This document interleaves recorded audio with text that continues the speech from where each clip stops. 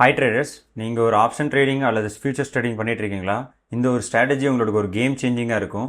ரொம்ப சிம்பிளான ஸ்ட்ராட்டஜி. ரெண்டே விஷயங்களை மட்டும் அண்டர்ஸ்டாண்ட் பண்ணிக்கிறது மூலமாக உங்களுடைய மார்க்கெட்டோட ப்ரைஸ் மூவ்மெண்ட்டை வந்து ஈஸியாக நம்மளால் ப்ரெடிக்ட் பண்ணி அதில் நம்ம வந்து பார்ட்டிசிபேட் பண்ணி ப்ராஃபிட் பார்க்க முடியும். ஸோ அந்த ரெண்டு விஷயங்கள் என்ன? ஃபஸ்ட்டு வந்து லிக்விடிட்டி, ரெண்டாவது வந்து fair value gap. Strategy master பண்ணுறதுக்கு முன்னாடி ஃபேர் வேல்யூ கேப்னா என்னென்னு தெரிஞ்சுக்கணும், லிக்விடிட்டினா என்னென்னு தெரிஞ்சுக்கணும். லிக்விடிட்டினா ஒன்றும் இல்லை, equal highs and equal lows. Previous டேஸ்லேயும் ப்ரீவியஸ் வீக்லேயும் நடந்து ஈக்குவல் ஹைஸ் அண்ட் ஈக்குவல் லோஸை தான் நம்ம வந்து லிக்விடிட்டின்னு சொல்கிறது. ஃபேர் வேல்யூ கேப்னா ஒரே டேரக்ஷனில் ப்ரைஸ் மேலேயோ அல்லது பை சைட்லையோ செல் சைட்லையோ கீழே நகர்ந்திருந்தாலோ அந்த ரெண்டு கேண்டிலுக்கும் நடுவில் இருக்கிற கேப்பை தான் வந்து ஃபேர் வேல்யூ கேப்னு சொல்லுவாங்க. ஸோ அதை நான் வந்து சார்ட்டில் உங்களுக்கு லைவாக பார்க்கும்போது உங்களுக்கு சிம்பிளாக புரியும். இதை நான் லைவ் சார்ட்டில் நான் வந்து நம்ம காமிக்கிறேன். லிக்விடிட்டினா ஒன்றும் இல்லை, நான் டெய்லி டைம் ஃப்ரேமில் ஓப்பன் பண்ணிக்கிறேன். லிக்விடிட்டினா ஈக்குவல் ஹைஸ், இங்கே இருக்கிற ஈக்குவல் ஹைஸ் அண்ட் தென் இங்கே இருக்கிற ஈக்குவல் லோஸ் வந்து லிக்விடிட்டின்னு சொல்கிறது. இதுக்கு நடுவில் இருக்கிற வந்து கேப்ஸ் எல்லாமே, கேண்டிலுக்கு நடுவில் இருக்கிற கேப்ஸ் எல்லாமே, இது எல்லாமே ஃபேர் வேல்யூ கேப்ஸுங்கிறத நம்ம மெஷர் பண்ணுவோம். இந்த ஃபேர் வேல்யூ கேப்பில் எந்த ஃபேர் வேல்யூ கேப் ஒர்க் ஆகுங்கிறத நான் அந்த வீடியோவில் நான் நடுவில் எல்லாமே சொல்கிறேன் நான். ஸோ இதெல்லாம் தான் ஃபேர் வேல்யூ கேப். ஸோ இந்த ஃபேர் வேல்யூ கேப்பை கண்டுபிடிக்கிறது மூலமாக நம்மளுக்கு வந்து ப்ரைஸ் எப்படி ரெஸ்பெக்ட் ஆகும், அந்த இடத்துல வந்து எப்படி ரெஸ்பெக்ட் பண்ணுற மூலமாக நம்ம எப்படி என்ட்ரி எடுக்கணுங்கிறது எல்லாமே இந்த வீடியோவில் நான் எக்ஸ்பிளைன் பண்ணுறேன். ஸோ இது ஃபுல்லாமே கவனிங்க. இந்த ஸ்ட்ராட்டஜி அப்ளை பண்ணுறதுக்கு முன்னாடி நம்ம வந்து லிக்விடிட்டி லெவல்ஸை வந்து நல்லாவே தெரிஞ்சு வச்சுக்கணும். லிக்விடிட்டி லெவல்ஸ் நம்மளுக்கு புரியாட்டி நம்மளால் இந்த என்ட்ரி எடுக்க முடியாது. லிக்விடிட்டி லெவல்ஸ் ரொம்ப ஈஸியாக ஃபைன் பண்ணுறதுக்கு நான் ஒரு ஈஸியான ஒரு வழி சொல்கிறேன்.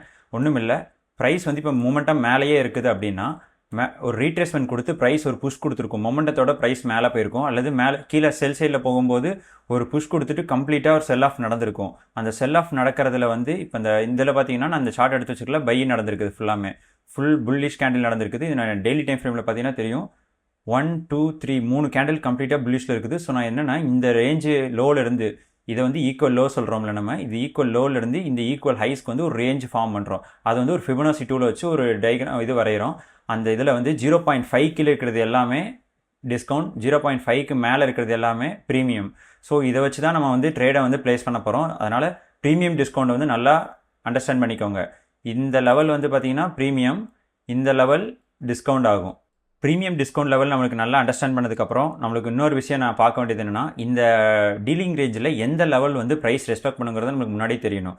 ஸோ நம்மளுடைய பிளான் படி என்னென்னா, ரெண்டு சினாரியோ இருக்குது. ப்ரைஸ் வந்து இப்படி மேலேயே போயிட்டுருக்குன்னா ஒரு ரீட்ரேஸ்மெண்ட் எடுத்துகிட்டு மேலே போகலாம், அல்லது ரெண்டாவது சினாரியோ என்னென்னா இந்த லெவல் ரீட்ரேஸ்மெண்ட் ஆகிற இடத்துல வந்து டிஸ்ரெஸ்பெக்ட் பண்ணி வயலேட் ஆகி ப்ரைஸ் கீழேயே போயிட்டு இந்த மொத்தமாக இந்த கீழே இருக்கிற ஈக்குவல் லோஸ் எடுத்துகிட்டு கூட இப்படி மேலே போகலாம். இந்த ரெண்டு சினாரியோஸ் இருக்குது மொத்தமாகவே.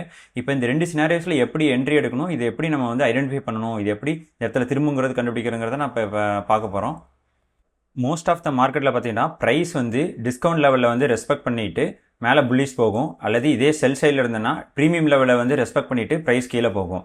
அப்படி அந்த டிஸ்கவுண்ட் லெவலில் வந்து ரெஸ்பெக்ட் பண்ணலை அப்படின்னா அது கம்ப்ளீட்டாக அடுத்த ஒரு செல் சைடு லிக்விடிட்டி வந்து தொடும். இதுதான் செல் சைடு, எஸ்எஸ்எல் போட்டுக்கிறது தான் செல் சைடு. இது வந்து மேலே இருக்கிறது பார்த்தீங்கன்னா பை சைடு லிக்விடிட்டி, மேலே இருக்கிறது வந்து பை சைடு லிக்விடிட்டின்னு கன்சிடர் பண்ணுவோம், கீழே செல் சைடு. அந்த ஒரு டேர்ம்ஸ் எல்லாமே கொஞ்சம் ஈஸியாக கற்று வச்சுக்கிட்டிங்கன்னா உங்களுக்கு வந்து சார்ட்டை பார்க்கும்போதே உங்களுக்கு ஈஸியாக தெரிஞ்சிடும் ப்ரைஸ் எங்கே போக போகுதுங்கிறது. ஸோ இப்போ நான் வந்து ட்ரா பண்ணிட்டேன். இந்த இதில் வந்து எங்கே வந்து ப்ரைஸ் ரெஸ்பெக்ட் பண்ணும், முதல்ல வந்து 0.5 லெவல், நான் சொன்ன மாதிரி 0.5 to 0.6 தான் வந்து மேஜரான ரிவர்சல் பாயிண்ட். இப்போ இது வந்து கம்ப்ளீட் புல்லிஷாக இருக்குது அப்படின்னா இந்த இடத்துல வந்து ப்ரைஸ் ரெஸ்பெக்ட் பண்ணி மேலே போகணும். ஸோ அதனால் இந்த இடத்துல நான் என்ன பண்ணுறேன்னா, இங்கே ஒரு ட்ரா பண்ணுறேன், இங்கே ஒரு எஃப்இஜி இருக்குது, இங்கே ஒரு எஃப்இஜி இருக்குது. எஃப்இஜி ஒன் டே நான் வந்து மார்க் பண்ணுறேன், ஃபேர் வேல்யூ கேப் நான் மார்க் பண்ணியிருக்கேன். இந்த இடத்துல வந்து ப்ரைஸ் ரெஸ்பெக்ட் பண்ணுதான்னு சொல்லிட்டு அந்த டேவோட கேண்டில் க்ளோஸில் தான் நம்ம பார்க்க முடியும். 24 ஹவர்ஸ் முடிஞ்சு அந்த டே வந்து க்ளோஸ் ஆகும்போது அந்த கேண்டில் வந்து 0.5 லெவலுக்கு மேலே இருந்தது அப்படின்னா அந்த லெவல் ரெஸ்பெக்ட் ஆகிருக்குது, நாளைக்கு வந்து மேலே வந்து கண்டினியூஷன் ஆக சான்ஸ் இருக்குன்னு அர்த்தம். அப்படி 0.5 லெவல் ரெஸ்பெக்ட் பண்ணாடி அப்படின்னா ப்ரைஸ் அடுத்த அதர் சைட் ஆஃப் த லிக்விடிட்டிக்கு போகிறக்கான சான்சஸ் ரொம்ப அதிகம். ஸோ அதுதான் இங்கே நடந்திருக்குது. நான் இதை 4 ஹவரில் பார்க்கும்போது பார்த்தீங்கன்னா இதில் வந்து முக்கியமான ஒரு விஷயம் என்ன நடந்திருக்கு அப்படின்னா, ப்ரைஸ் வந்து மேலே வந்து பை சைட் லிக்விடிட்டியை வந்து கீழே 0.5 லெவல் வர்றதுக்கு முன்னாடி இங்கே ஸ்வீப் பண்ணிருச்சுனால, ஸோ இதோட ஹை ப்ராபபிலிட்டி இந்த ட்ரேடுக்கு என்ன இருக்குன்னா other side of the liquidity போகிறக்கான சான்சஸ் ரொம்ப இருக்குது. ஸோ அதுதான் இங்கே நடந்திருக்குது. மேலே ஃபஸ்ட்டு வந்து பிஎஸ்எல் எடுத்துருச்சு, ப்ரைஸ் எடுத்துருச்சு. இல்லை மோஸ்ட் ஆஃப் த டைம் என்ன நடக்கும் அப்படின்னா ப்ரைஸ் வந்து கம்ப்ளீட்லி இப்படி வந்துடும், ரிட்ரேஸ்மெண்ட் வந்துட்டு அப்புறம் இப்படி போகும். பட் இந்த கோல்டில் வந்து என்ன நடந்திருக்குன்னா, முதல்ல வந்து ரீட்டைல் ட்ரேடர்ஸ் வந்து ட்ராப் பண்ணுறதுக்காண்டி ப்ரைஸ் எடுத்த உடனே திரும்ப மேலே புல்லிஷ் கண்டினியூஷன் நடக்கிற மாதிரி நடந்துட்டு அப்படியே அதில் செல் ஆஃப் பண்ணிட்டாங்க. ஸோ அதை எப்படி நம்ம கன்ஃபர்மேஷன் பண்ணணும்னா, அதே டெய்லி கேண்டிலில் வச்சுக்கிட்டு ஃபஸ்ட்டு இதுதான் நம்ம வந்து எஃப்இஜி சொல்கிறோம். ஃபஸ்ட் எஃப்இஜி வந்து ரெஸ்பெக்ட் பண்ணுதான்னு பார்க்கணும். இதில் இந்த ப்ரைஸ் வந்து ரெஸ்பெக்ட் பண்ணல. கேண்டில் க்ளோஸ் ஆகி 2 டேவோட கேண்டில் க்ளோஸ் ஆகி கீழேன்றனால இதுக்கு வந்து சான்ஸே இல்லை, ப்ரைஸ் கீழே தான் போக போகுது. என்ன காரணம்னா இந்த 0.5 லெவலே ரெஸ்பெக்ட் பண்ணல, 0.6 லெவலே ரெஸ்பெக்ட் பண்ணல. டெய்லி டைம் ஃப்ரேமில் பார்த்தீங்கன்னா தெரியும், ப்ரைஸ் இங்கே வந்து நின்றுருக்குது 0.7 வரைக்கும் ஃபிபனாச்சி டூல் படி இங்கே வந்து நின்றுச்சுனால, ஸோ இது லெஸ் சான்ஸ் இது வந்து இந்த இடத்துல ரெஸ்பெக்ட் பண்ணுறதுக்கு. ஸோ இதுதான் எல்லாமே நீங்கள் நடக்கிறனால இப்போ அடுத்த சைட் ஆஃப் த லிக்விடிட்டிக்கு போகிறக்கான நெக்ஸ்ட் சான்சஸ் அதிகமாக இருக்கனால நம்ம வந்து ஈஸியாக ப்ரெடிக்ட் பண்ணிடலாம். நெக்ஸ்ட் டே வந்து இங்கே இது வரைக்கும் நம்மளுக்கு வந்து போகிற சான்சஸ் இருக்குது ஈக்குவல் லோ அப்படிங்கிற மாதிரி. ஸோ இதை நான் அப்படியே கொஞ்சம் எக்ஸாம்பிளே அதே சொல்கிறேன். லோவர் டைம் ஃப்ரேமில் வச்சு இது நான் 1 டே டைம் ஃப்ரேமில் வச்சுருப்பேன். இப்போ பார்த்தீங்கன்னா இங்கே ஒரு டீலிங் ரேஞ்ச் வந்துருப்பேன், swing low to swing high. இந்த swing low to swing high வரையும்போது ப்ரைஸ் வந்து முதல்ல 0.5க்கு வந்து டிப் பண்ணுது, 0.6 லெவலில் ரெஸ்பெக்ட் பண்ணிவிட்டு மேலே போயிடுச்சு. நம்ம நினச்சிருந்தா இந்த இடத்துல ஒரு என்ட்ரி கூட எடுத்துகிட்டு நம்ம வந்து ட்ரேட் எடுத்துருந்தா இங்கே ஒரு நல்ல ப்ராஃபிட் பார்த்துருக்கலாம் 2.5 ஆர். ஸோ ஓகே, ப்ரைஸ் வந்து மேலே டேப் பண்ணிடுச்சு. இப்போ one side of the liquidity tap பண்ணுறனால அதர் சைட் ஆஃப் த லிக்விடிட்டிக்கு ப்ரைஸ் வரணும். ஸோ ஃபுல்லாமே செல் ஆஃப் நடந்துருச்சு. ஸோ அதே மாதிரி தான் இங்கே பார்த்தீங்கன்னா இங்கே ஒரு டீலிங் ரேஞ்ச், ப்ரைஸ் மேலே போயிட்டு கீழே வந்துருக்குது. இதில் ஒரு ஸ்விங் ஹை டு ஸ்விங் லோவாக நான் வந்து ட்ரா பண்ணுறேன். ப்ரைஸ் மேலே போயிட்டு திரும்பவும் கீழே வந்துருச்சு. இதே தான் நான் என்னுடைய ப்ரீவியஸ் ட்ரேட்ஸில் நான் எப்படி லைவ் ட்ரேடில் நான் எக்ஸிக்யூட் பண்ணியிருக்கேங்கிறத காமிக்கிறேன்.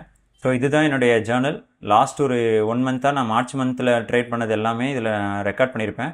அதில் இருக்கிற சில ட்ரேட்ஸ் நான் எப்படி இதில் வின் பண்ணேங்கிறத நான் காமிக்கிறேன். ஸோ இது வந்து பிரிட்டிஷ் பவுண்டோட சார்ட்டு. பிரிட்டிஷ் பவுண்டோட சார்ட்டில் இங்கேருந்து கம்ப்ளீட் செல் ஆஃப் நடந்தது ஜிபிபி நடக்கும்போது நான் வந்து இதில் வந்து இங்கே வந்து ஈக்குவல் லோஸ் நான் வந்து ட்ரா பண்ணி வச்சுருந்தேன். நம்ம சொன்ன மாதிரி முதல்ல லிக்விடிட்டி லெவல்ஸ் வந்து ஃபைன் பண்ணணும். லிக்விடிட்டி லெவல்ஸ் ஃபைன் பண்ணால் தான் நம்மளுக்கு ப்ரைஸ் எங்கே போகுதுங்கிறதே தெரியும். லெவல்ஸ் எங்கே போகுதுன்னு தெரியாமல் நம்மளால் வந்து மார்க்கெட்டை வந்து ப்ரெடிக்ட் பண்ண முடியாது. ஸோ லெவல்ஸ் எனக்கு ஆல்ரெடி தெரிஞ்சிருச்சு, இங்கே ஈக்குவல் லோஸ் வரப்போகுது. அதுக்கு முன்னாடியே ஹையர் டைம் ஃப்ரேமில் பார்த்தீங்கன்னா இங்கே ஒரு டீலிங் ரேஞ்ச் நான் வரைஞ்சி வச்சிருக்கேன் ஃபிபனாச்சி படி. அந்த இடத்துல இந்த 0.5 லெவலும் 0.6 லெவலும் ப்ரைஸ் ரெஸ்பெக்ட் பண்ணவே இல்லை. ஏன்னா கம்ப்ளீட் ஃபால் ஆஃப் ஆயிடுச்சு. ஆனனால ப்ரைஸ் வந்து கீழே வரக்கான சான்சஸ் ரொம்ப அதிகம். ஸோ என்னோடய எக்ஸ்பெக்டேஷன் படி பீரிஷாக இருக்க போகுது. அதனால் என்ன பண்ணுறேன்னா இந்த ஈக்குவல் லோஸ் ட்ரா பண்ணுறேன். ப்ரைஸ் இன்னும் ஸ்வீப் பண்ணலை, இங்கே வந்து சேரணும். பட் அதுக்கு முன்னாடி ப்ரைஸ் மேலே போயிடுச்சு. மேலே போனாலே இதில் வந்து ஹை ப்ராபபிலிட்டி என்ன நடக்கும்னா இங்கே ஆல்ரெடி ஸ்வீப் நடந்துருச்சு. ப்ரைஸ் வந்து ஆல்ரெடி இங்கே எடுத்துட்டாங்க. அதனால் நெக்ஸ்ட் என்ன நடக்க போகுது, இந்த லெவலில் இங்கே இருக்கிற லெவலில் வந்து ரெஸ்பெக்ட் பண்ணி ப்ரைஸ் கீழே வரணும். அதனால் என்னென்னா இங்கே இருக்கிற இன்வெஸ்ட் எஃப்இஜி நிறையா பிடிஆர்எஸ்ன்னு சொல்லுவாங்க, ப்ரீமியம் டிஸ்கவுண்ட் அரே கீழே. இந்த ப்ரீமியம் டிஸ்கவுண்ட்டுக்கு நடுவில் இருக்கிற அரேஸ் எல்லாமே ப்ரீமியம் டிஸ்கவுண்ட் அரே. ஸோ அதில் ப்ரைஸ் ரெஸ்பெக்ட் பண்ணி நான் ஈக்குவல் லோஸ்க்கு டார்கெட் பண்ணி இந்த ட்ரேடை வந்து நான் க்ளோஸ் பண்ணியிருப்பேன். ஸோ இது ஒன்று. ரெண்டாவது எக்ஸாம்பிள் பார்த்தீங்கன்னா இந்த லெவலில் 0. இது ஒரு dealing range, swing low to swing high. எல்லா மார்க்கெட்லேயும் நீங்கள் ஈஸியாக மெஷர் பண்ண முடியும். Swing low to swing high அல்லது swing high to swing low. Buy சைடில் எடுக்கிற மாதிரி இருந்தால் low to high, sell side trade எடுக்கிற மாதிரி இருந்ததுன்னா ஹை டு லோ. ஓகே, இங்கே swing low to swing high போயிருக்குது. ப்ரைஸ் ரீட்ரேஸ் ஆகிருக்குது. 0 லெவலில் ரெஸ்பெக்ட் பண்ணிவிட்டு ரொம்ப நேரமாக கன்சாலிடேஷன் நடந்திருக்குது. ஸோ அந்த இடத்துல லோ ப்ராபபிலிட்டி கண்டிஷன், அந்த இடத்துல கண்டிஷன் சரியில்லாட்டி ப்ரைஸ் கன்சாலிடேட் ஆகும். பட் நம்மளுடைய லிக்விடிட்டி படி நம்மளுடைய லிக்விடிட்டி வந்து லெவல் வந்து கரெக்டாக இருக்குது, இங்கே தான் ப்ரைஸ் போகும் நம்மளுக்கு மெஷர் பண்ணிட்டோம்னா அது கண்டிப்பாக போய் சேர்ந்துடும். ஸோ இவ்வளோ தூரம் போயிட்டு கரெக்டாக இந்த ஸ்வீப் பண்ணாமல் ப்ரைஸ் வந்து ஒரு ரீட்ரேஸ்மெண்ட் கொடுத்தது லண்டன் செஷனில். கொடுக்கும்போது இங்கே இருக்கிற இன்வெஸ்ட் எஃப்இஜியில் நான் என்ட்ரி எடுத்து திரும்ப மேலே க்ளோஸ் பண்ணிட்டேன். இன்வெஸ்ட் எஃப்இஜினா ஒன்றும் கிடையாது, ஃபேர் வேல்யூ கேப்பை ரெஸ்பெக்ட் பண்ணாமல் ப்ரைஸ் மேலே க்ளோஸ் ஆகிருக்கும். அதை வந்து திரும்ப வந்து ஒரு ரீட்ரேஸ்மெண்ட் பண்ணி அது இந்த லெவல்ஸ் அந்த ப்ரைஸ் லெவலை வந்து ரெஸ்பெக்ட் பண்ணி அதை ஃபேர் வேல்யூ கொடுத்துட்டு போகும். ஃபேர் வேல்யூனா அந்த இடத்துல வந்து ஆர்டர் வந்து ப்ளேஸ் பண்ணிட்டு போவாங்க. ஸோ அதுதான் வந்து இன்வெஸ்ட் ஃபேர் வேல்யூ கேப் சொல்லுவாங்க. ஸோ ப்ரைஸ் வந்து திரும்ப என்ட்ரி கொடுத்ததில் இன்வெஸ்ட் ஃபேர் வேல்யூ என்ட்ரி பண்ணி இந்த இடத்துல நான் க்ளோஸ் பண்ணியிருப்பேன். இதில் இன்னொரு ட்ரேடு பார்த்தீங்கன்னா இந்த ட்ரேடு வந்து கம்ப்ளீட்டாக வேறு மாதிரி. என்ன காரணம்னா ப்ரைஸ் இது வந்து swing high to swing low நான் மார்க் பண்ணுறேன். இதில் வந்து செல் ஆஃப் நடக்கணும். 0.5 லெவலில் இங்கே என்ட்ரி எடுத்திருந்தோம்னா ப்ரைஸ் இங்கே வந்து சேர்ந்துருக்கணும். பட் இங்கே வராமல் ப்ரைஸ் இதை ரெஸ்பெக்ட் பண்ணாமல் மேலே போயிடுச்சு. இந்த எஃப்இஜி ரெஸ்பெக்ட் பண்ணாமல் மேலே போயிட்டனால இந்த ஸ்விங் ஹையை வந்து தூக்கிடுச்சு. இந்த ஸ்விங் ஹை தூக்கிட்டனால அதுக்கப்புறம் நம்ம என்ன பண்ணுவோம், இங்கே ஸ்விங் லோ வந்து எடுக்க வேண்டியது இருக்கனால லோ வர வேண்டியது இருக்குது. தென் அதோட இன்னொரு கான்ஃபிடன்ஸ்னால இந்த இடத்துல ஒரு எஃப்இஜி ஆல்சோ இருக்குது. அதனால் எனக்கு 2 கன்ஃபர்மேஷன் கிடச்சனால இந்த மார்க்கெட் என்ட்ரி இந்த இடத்துல வந்து பேலன்ஸ்டு ப்ரைஸ் ரேஞ்ச், அது இன்வெஸ்ட் எஃப்இஜி நம்ம எது வேணாலும் சொல்லிக்கலாம். அந்த இடத்துல என்ட்ரி எடுத்து நம்ம இங்கே க்ளோஸ் பண்ணும்போது இங்கே இதாகிக்கலாம். நீங்கள் எந்த மார்க்கெட்டில் எடுத்து பார்த்தாலும் சரி ஈஸியாக நம்ம வந்து அதை மெஷர் பண்ண முடியும். ஒரு swing high to swing low draw பண்ணுங்கள்.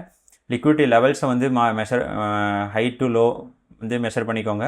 தென் அப்புறம் வந்து ஃபேர் வேல்யூ கேப் இன்சைடில் வரைஞ்சிக்கோங்க.